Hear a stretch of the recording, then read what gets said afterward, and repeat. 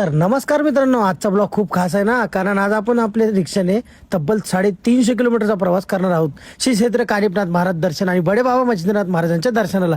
चला तर मित्रांनो, आजच्या प्रवासाला सुरुवात करूया. तर नमस्कार मित्रांनो, मी जालन्याचा रिक्षावाला. आज आपल्या ब्लॉगचा दिवस मित्रांनो 18वा. आपल्या दिवसात सुरुवात झाली ना मित्रांनो सकाळी 7 वाजता. त्यानंतर मित्रांनो मी गेलो ना एलपीजी भरायला. एलपीजी पंपर आले ना आपले सगळे मित्र. त्या मित्राकडून आपण सगळे कॉन्ट्री पैसे जमा करून आपण मित्रांनो गॅस टाकला 1580 रुपयाचा. तर मित्रांनो आपण ब्लॉगिंग करतो म्हणून या भावाला खूप हसू.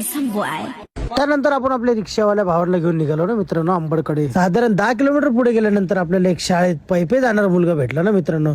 तर आपण एक त्याला मदत म्हणून आंबड पर्यंत लिफ्ट दिली. पण थोड्या गप्पा छप्पा केले ना. तर त्याला मी विचारलं, मित्रांनो मोठं झाल्यावर तुला काय व्हायचंय?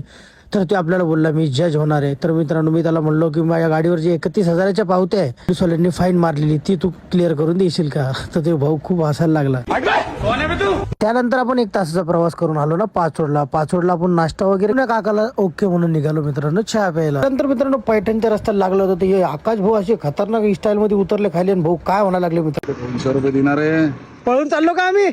बोलून म्हणजे तू पळून चाललो घेताना असं तर बोलला होता. तर मित्रांनो 200 रुपयाचा आमच्यातला वाद इतका मोठा होईल आणि आमच्या प्रवासाचं वातावरण एवढं बदलून जाईल हे आम्हाला वाटलं पण नव्हतं. मित्रांनो नेमकं काय झालं आणि कोण बरोबर होतं आणि कोण चूक होतं हे पाहण्यासाठी भेटूया मित्रांनो पार्ट 2 मध्ये. तोपर्यंत मित्रांनो आपल्या पेजला फॉलो करून ठेवा. धन्यवाद.